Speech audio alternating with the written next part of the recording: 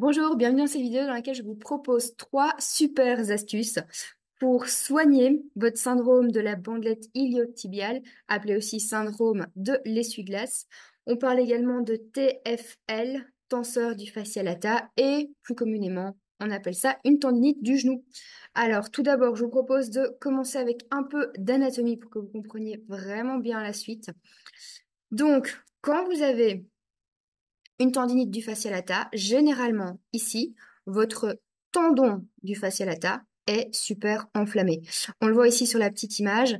Ce tendon, il est raccordé à votre genou, pour dire ça simplement. Soit le tendon est enflammé, cette zone vous fait mal. Parfois, c'est même une bursite, c'est-à-dire que c'est une inflammation de la bourse qui se trouve ici juste en dessous de votre tendon. Alors, il faut comprendre que l'inflammation est généralement située ici tout le long de votre jambe et que les deux points principaux de douleur, c'est essentiellement ici au niveau du genou ou bien là-haut au niveau de la hanche.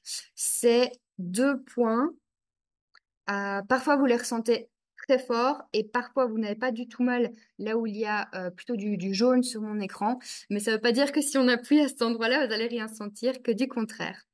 Donc alors après, je vous propose en fait de vous expliquer que si vous avez en fait une inflammation ici avec un point de douleur rouge au-dessus de la rotule à l'extérieur, généralement cette bandelette elle est enflammée parce que au niveau des moyens grands fessiers, parfois il n'y a pas assez de recrutement, parfois il y a trop de recrutement ici au niveau de l'extérieur et on parle donc souvent de surcharge ou de déséquilibre musculaire.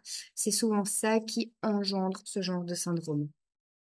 Alors, bien entendu, si vous souffrez réellement de ce style de douleur et qu'on a vraiment mis le doigt sur le syndrome en question, les conseils repris sur cette vidéo vous seront très certainement utiles.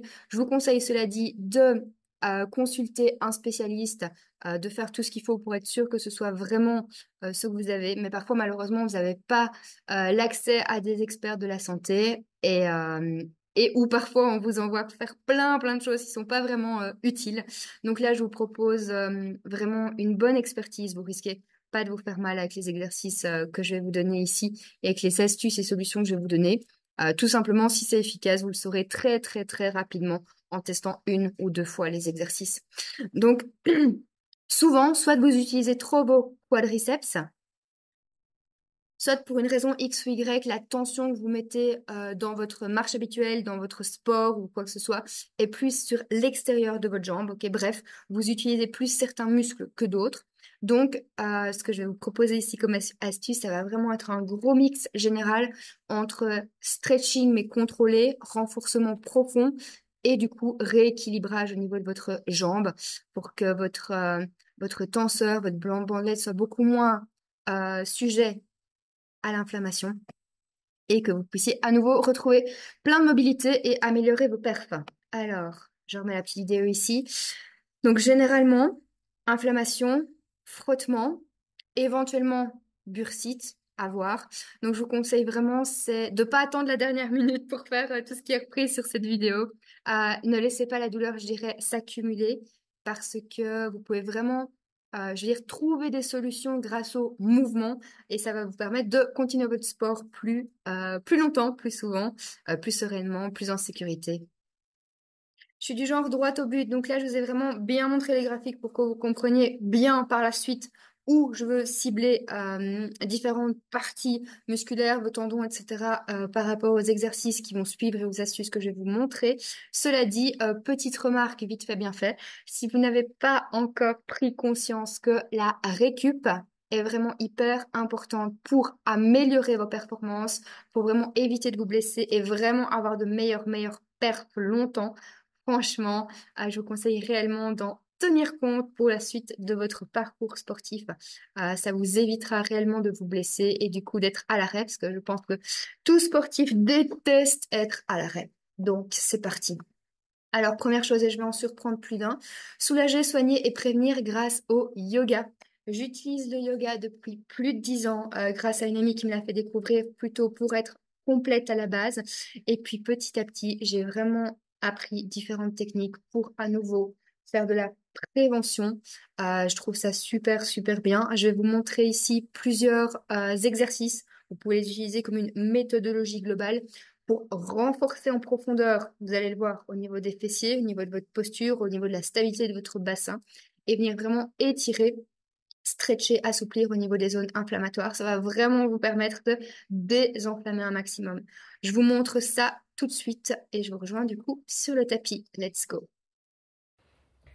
Voilà dans la partie dans laquelle je vous parle de yoga et d'une séquence de pauses qui peuvent vraiment être efficaces pour soulager la douleur à l'extérieur du genou. Alors là, il faut bien repenser à tout ce que je vous ai présenté comme schéma, je dirais, anatomique dans le début de la vidéo, d'accord? Parce qu'en fait, étant donné que votre tendon du fascia lata, il démarre de votre cuisse, de votre fessier, et qui va aller, je vais dire, jusqu'à s'accrocher, passer sur le côté de votre genou, et qu'on va même encore avoir après des répercussions jusque dans la cheville, il faut vraiment bien comprendre que je vais vous demander de contracter votre fesse, de garder votre bassin en place, et puis seulement d'aller étirer toute cette zone en contrôle, d'accord? Donc si c'est vraiment nouveau pour vous de faire, je vais dire globalement, du stretch en contrôlant les choses, aujourd'hui, on change votre vie, parce que là, ça change vraiment tout. Alors, je vous propose de croiser vos pieds, d'accord? La jambe qui vous fait mal, c'est celle qui est derrière, d'accord? On fera les deux de toute façon par précaution, c'est mieux. Donc, ma jambe qui est derrière, je vais commencer par contracter mes fessiers, pousser mes hanches vers l'arrière. Donc là, je contracte les fesses. Au niveau des pieds, je répartis le poids de mon corps et dans les orteils et dans les talons, d'accord? Et vu que pour moi, c'est de ce côté-ci que j'ai mal, je vais aller glisser mes mains de l'autre côté. Je ne vais pas aller glisser mes mains de l'autre côté en tournant mes fesses vers vous. Je vais vraiment les garder sur leur place de départ, d'accord? Je vais serrer au niveau du ventre, je vais contracter au niveau des fesses. Et là, je vais vraiment aller sentir que je vais aller étirer sur l'extérieur de ma cuisse jusque dans ma fesse. Je vais peut-être le sentir dans le dos également. Alors, une fois que vous êtes bien mis, vous voyez si c'est en mettant un petit peu plus les mains là-bas, un peu plus sur le côté, que ça vous fait le plus d'effet. Et quand vous êtes bien mis, vous respirez avec le ventre. Vous vous détendez. Si vous n'êtes pas très souple, vous pliez un petit peu les jambes. Celle de devant est pliée plus que celle de derrière. On fait la même chose avec l'autre côté par sécurité. Donc changer les jambes de sens. Du coup, les mains vont aller de l'autre côté. Je le rappelle, vos fesses ne peuvent pas tourner sur le côté. Vos fesses, vos hanches doivent vraiment rester stables au-dessus de vos pieds.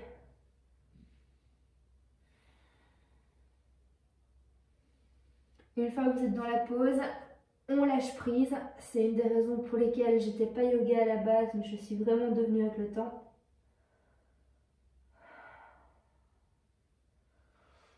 Et comme premier exercice pour aller étirer sur tout le côté, c'est parfait. Alors, pour le deuxième, vous pouvez descendre au sol. Si vous êtes du genre pas souple, ce genre de choses sera amplement suffisant, d'accord? Donc on plie une jambe au sol, on plie un peu ce genou-là, on pointe l'autre genou vers le haut, on essaye de garder ce pied-là au sol. Et si vous n'êtes pas souple, ce sera suffisant pour vous de tirer un petit peu le genou vers vous, d'accord? Et d'allonger votre dos et de tourner un petit peu sur le côté, d'accord? Là, à nouveau, on va venir vraiment étirer tout ce faisceau-ci. Même histoire que pour la pose numéro 1. Vous ancrez vos fesses dans le sol. Vous vous grandissez. Même si j'ai mis les jambes comme ça, mon bassin n'est pas avec ici les hanches vers le haut, d'accord? Mon bassin est vraiment bien parallèle à mes épaules, je dirais.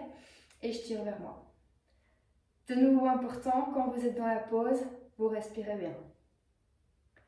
Si vous êtes souple, vous pouvez venir presque superposer les genoux, d'accord? Mettre les pieds de chaque côté. Et ici, là on se dit, waouh, c'est déjà bien souple dans le bas du corps. Oui, mais si j'arrondis le dos comme ça vers vous et que je laisse juste mes jambes se laisser aller, c'est pas génial. Il faut à nouveau de la connexion neuromusculaire. Donc en fait, je vais presser les jambes l'une contre l'autre, je ne vais pas juste les laisser aller, je vais vraiment les presser l'une contre l'autre, tout en gardant mes hanches bien stables. Je vais m'auto-grandir, là je sens déjà beaucoup mieux le stretch, et je vais avancer un tout petit peu vers l'avant et je vais également très légèrement pivoter vers mon genou, vers ma cuisse qui est en train de s'étirer. Il se peut que l'autre s'étire aussi un peu, mais c'est principalement celle-ci sur laquelle on va aller détendre, désenflammer tout l'extérieur. Plus vous respirez, ventre et côte, plus vous auto-allongez, plus vous vous concentrez sur contracter certaines choses tout en allongeant, au mieux vous ferez le mouvement. C'est vraiment pas juste une pause où les pieds doivent être à une place, la tête doit être à une autre et c'est tout. Il y a un mouvement à l'intérieur de vous-même dans la pause. Ok.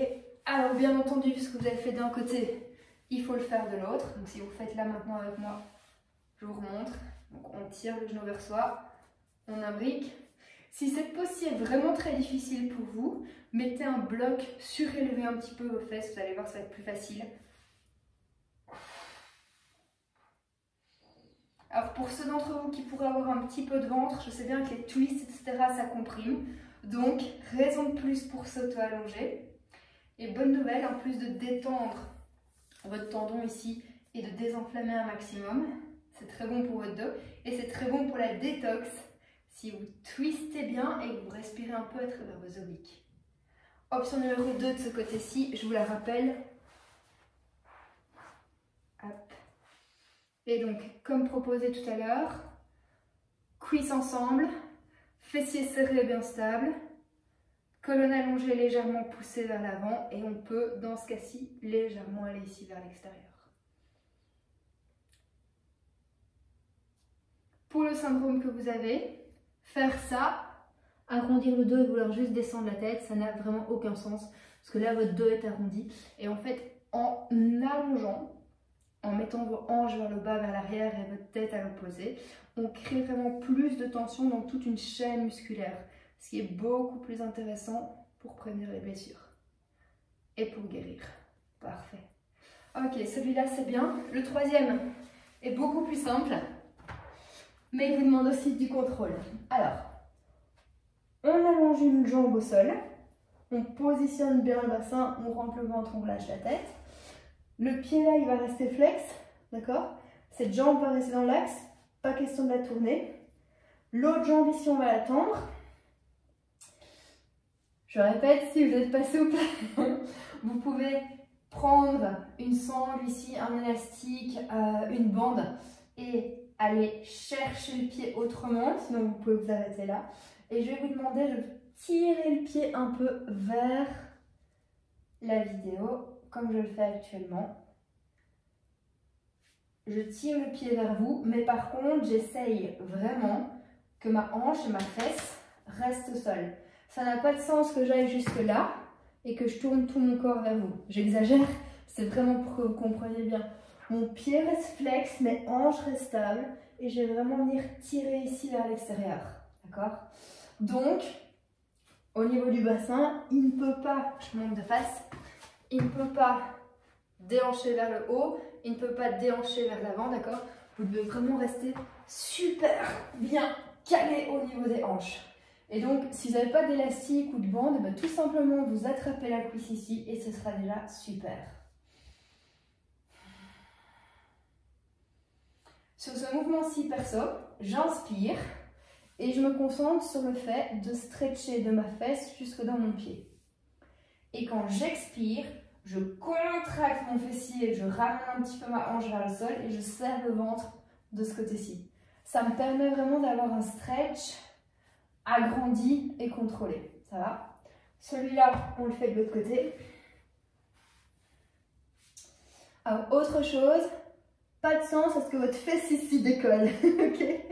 Par contre, on pourrait plier l'autre jambe si vous sentez que vous en avez vraiment beaucoup besoin, ou on pourrait plier un petit peu le genou si ça vous tire de trop dans le mollet, parce que le but est vraiment de venir étirer tout ici la chaîne sur le côté.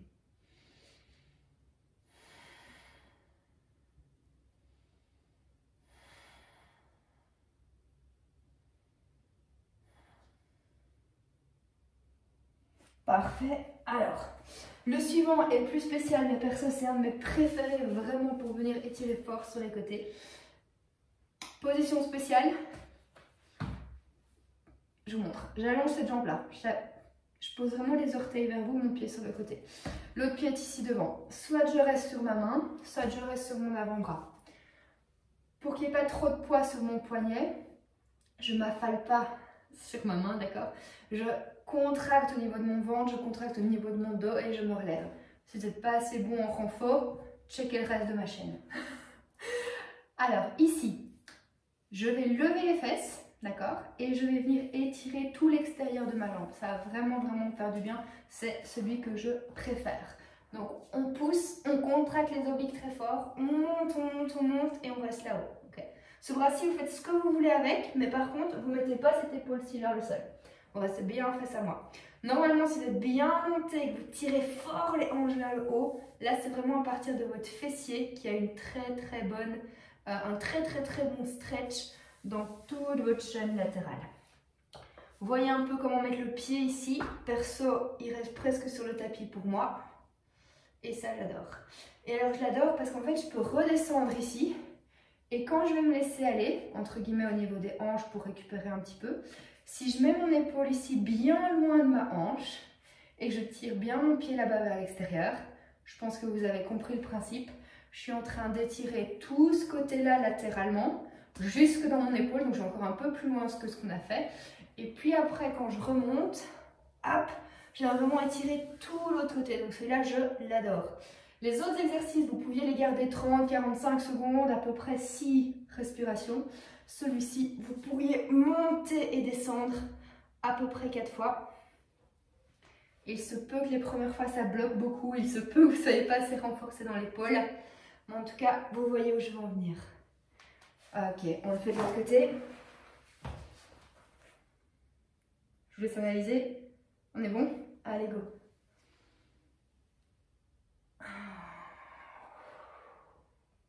Quand vous montez pour décharger votre main, poussez dans vos jambes et contractez vos fesses. Donc ici en l'air, contractez vos fesses. On sent le stretch beaucoup plus fort si on contracte les fesses.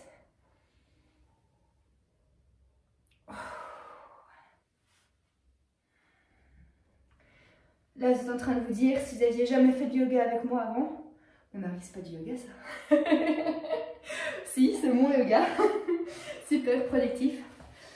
Ok, donc j'espère qu'avec ces 4 exercices bien complets, vous avez compris que si vous faites des étirements, si vous faites des séquences de yoga assez spécifiques, à condition de contracter, stabiliser votre bassin et d'aller stretcher votre jambe dans différents sens, ça peut être super bénéfique. Je vous ai proposé là 4 pauses, 4 exercices, un peu adaptés à ma façon en fonction de ce qui fonctionne le mieux pour le syndrome dont on parle aujourd'hui. Je vous montre juste quelques petites choses. Quand à certains moments vous détendez ici, quand à certains moments on fait des pauses, je me tourne de ce genre-là, assis ou debout, c'est la même chose. On contracte les fesses, on fait par exemple un arbre un petit peu switché, et là vous avez un grand stretch avec un twist en plus. Tout simplement, quand vous allez peut-être venir juste là, chercher le pied et aller vers l'extérieur et réouvrir, on va de nouveau être sur ce genre de stretch. Bref, il y a peut-être plein de positions que vous aviez déjà faites, je ne vais pas dire mal faites, mais pas complètement bien faites, que vous pourriez penser à refaire. Ça, c'était pour la partie yoga. C'était l'astuce numéro 1. La deuxième astuce que je vais vous proposer, c'est de, à nouveau, soulager, soigner, prévenir grâce au foam roller, c'est-à-dire au rouleau de massage que vous voyez ici en mauve. Je vous ai également mis la petite double balle de massage et le bloc de yoga parce que c'est du tout petit matériel qui peut être super intéressant. À nouveau, je vous retrouve tout de suite sur le tapis pour vous présenter un petit peu tout ce que vous pouvez avoir comme bénéfice avec le rouleau de massage. On se retrouve pour l'astuce numéro 2 et pour l'astuce numéro 2, je vous présente mon meilleur pote. Non, c'est une blague. Ce rouleau de massage, je l'adore. Quand on en a parlé au début, il y a plus de 10 ans, j'étais pas trop pour. Je me dis mais c'est quoi ce truc? Et en fait, ça permet un max, à nouveau, de désenflammer. C'est juste génial. Par contre, je vous préviens, si vous en avez besoin et qu'il est efficace pour vous, les zones où on va travailler, vous allez avoir mal.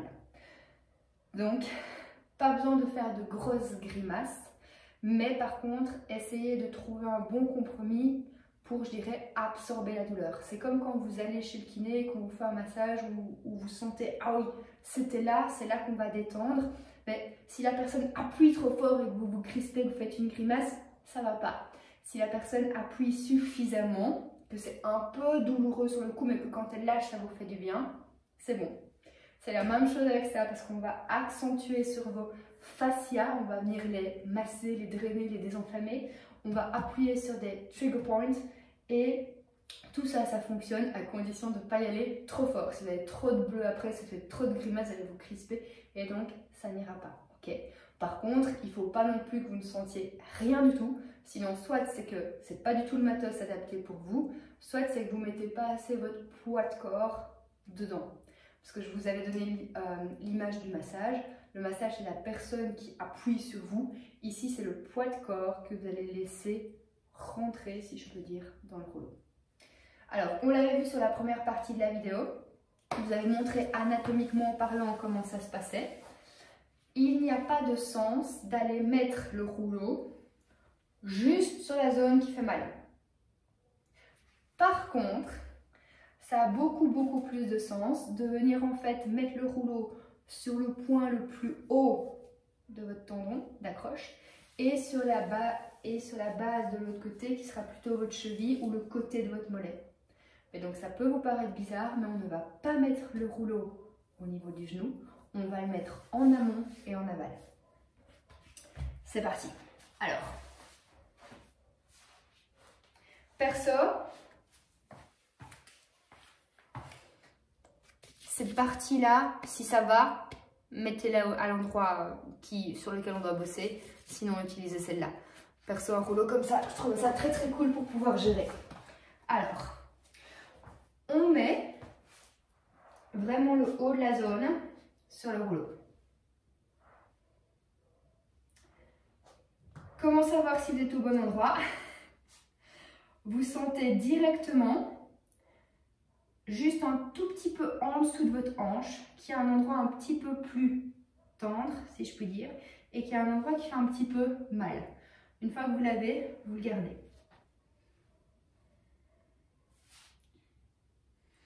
Alors, pour le trouver à coup sûr, vous pouvez légèrement glisser vos hanches vers l'avant ou légèrement vers l'arrière.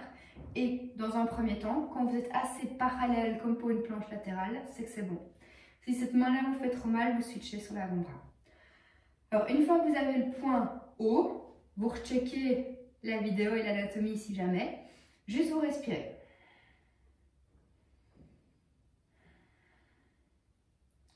Après, je vais vous proposer de rester sur ce point et de un petit peu bouger les hanches vers l'avant et puis de un petit peu bouger les hanches vers l'arrière.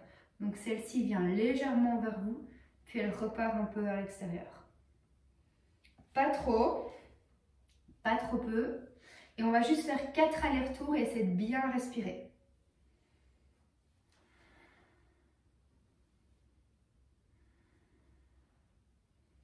Parfait. Si vous sentez que devant ou derrière c'était plus tendu, dans la rotation, vous accentuez un tout petit peu pour aller chercher jusqu'à devant.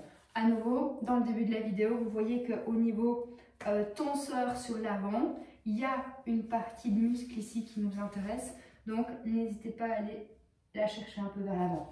Pas besoin de venir complètement dans ce sens-là. Partie suivante, vous n'avez pas besoin de venir vraiment ici à l'extérieur. Vous pouvez retrouver cet exercice-là dans d'autres vidéos sur ma chaîne. On va plutôt venir au milieu de la cuisse. Je vais mettre comme ça pour que vous voyez un petit peu mieux. Cette jambe-ci peut aller devant ou derrière, ça ne change pas grand-chose. Et alors, pour l'instant en tout cas, là on est au milieu. Et tout simplement, on va aller mettre tout son poids là où ça fait mal. Vraiment sur la bandelette sur le côté. On absorbe la tension et on laisse aller. Vous verrez que c'est pas du tout facile de laisser aller, surtout si vous en avez besoin.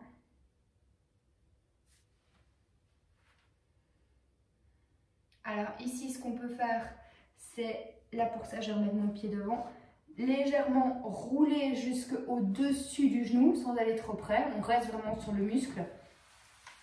et puis on switch. Normalement, celui-là, il fait bien mal. Donc, si vous voulez ne pas mettre tout votre poids sur le rouleau, vous poussez un petit peu sur ce pied, vous poussez un petit peu sur la main, vous serrez vos abdos et comme ça, il y a moins de poids dans le rouleau. C'est vraiment vous qui gérez. Il se peut que celui-ci soit peut-être trop compliqué pour aujourd'hui si vraiment vous aviez beaucoup d'inflammation et de douleur sur le côté de la cuisse. Après 4 allers-retours très cool, 4 et c'est bien. Je remets juste, hop, je remets mon pied là devant. Il va falloir trouver l'endroit où vous avez le plus mal. Je suis désolée. Et la jambe qui est derrière, regardez. Je vais la plier, je vais mettre le pied derrière. Et puis je vais revenir tout doucement dans l'axe. À nouveau, si vous en avez besoin, si vous avez besoin de cet exercice, il se peut que ça fasse vraiment fort mal. Donc je vous rappelle la consigne du début. Pas de grosses grimaces. C'est un peu comme quand vous allez chez le kiné qui crochette. On en fait max 4. Et après c'est tout. Ouh. Une fois que vous vous libérez, normalement vous le sentez déjà directement, ça a changé. Votre cuisse ici n'est pas la même que celle de l'autre côté. On va aller, pour terminer, mettre le rouleau ici sur l'extérieur du haut de votre mollet. Et on va descendre à peu près jusqu'à la cheville. Pas sur vos os, ni en haut, ni en bas. Vous voyez comment vous êtes le mieux mis. Hop. Si c'est très douloureux pour vous, vous pourriez rester juste ici. Mais sinon, on remonte encore une fois. Hop, et on fait rouler. Normalement, sur le côté du haut de votre mollet, directement, vous sentez là où ça bosse. Avec 4 allers-retours à nouveau, c'est suffisant pour aujourd'hui.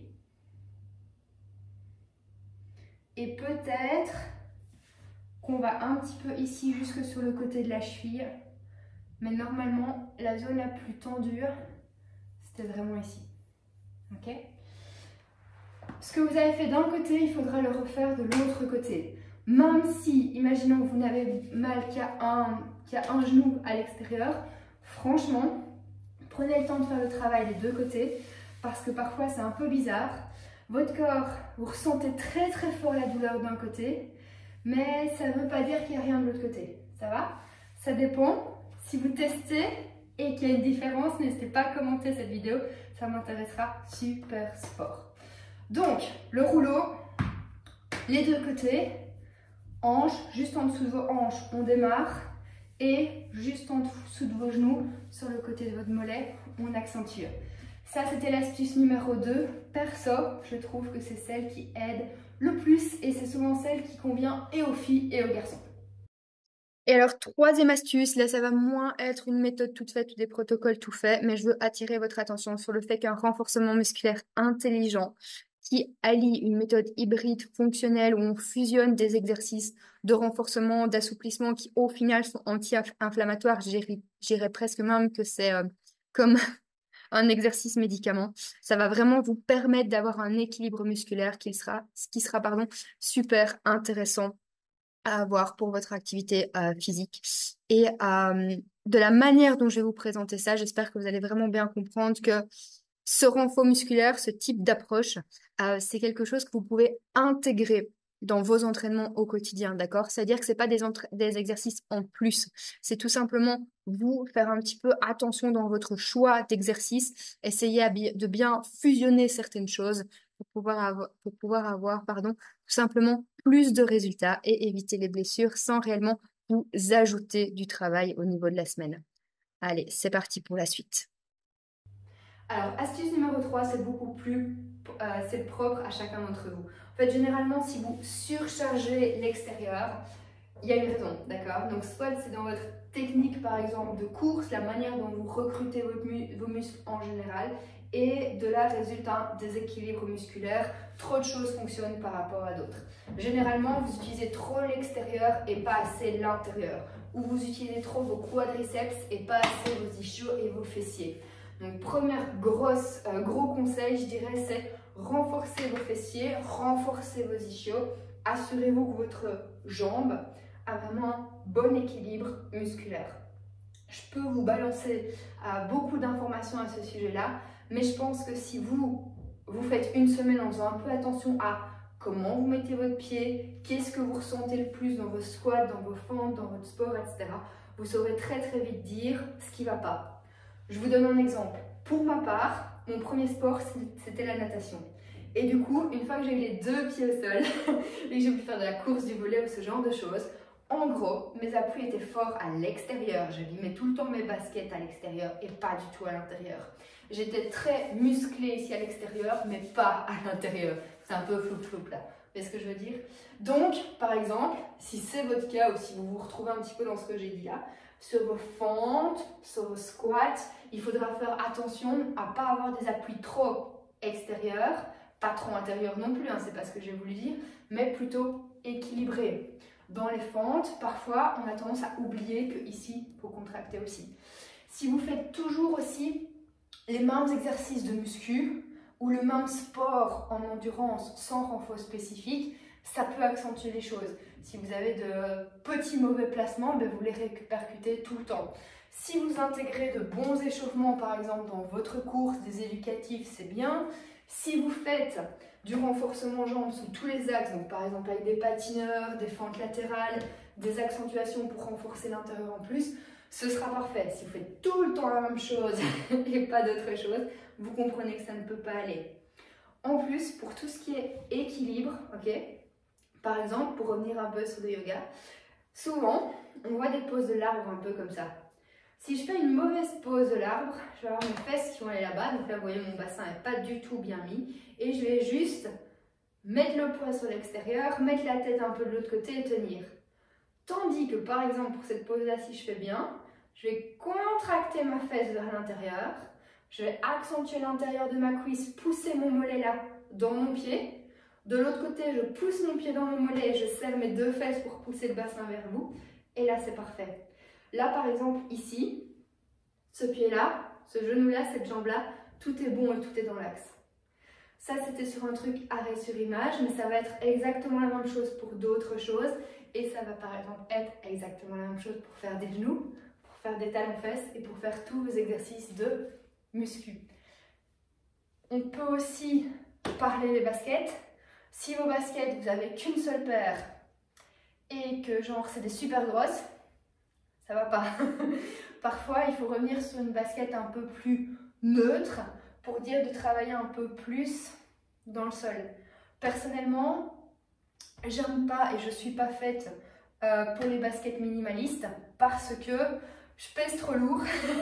Je pèse pas beaucoup, mais je pèse quand même trop lourd et mon corps est pas fait pour tout ce qui est impact. Par exemple, aller courir avec des minimalistes, moi, c'est non. J'aurais des problèmes au niveau du dos, j'aurais des problèmes au niveau des genoux. Par contre, du coup, je choisis une basket entre deux. Pas trop minimaliste, pas trop maximaliste non plus, parce que j'aime quand même bien sentir, en tout cas dans ma course à pied, c'est le meilleur exemple que je peux vous donner, que sur le sol, je vais appuyer avec une certaine partie de la basket, propulser avec une autre. Je retrouve ma sensation pieds nus et proprioception en yoga, une des raisons pour lesquelles j'adore ça.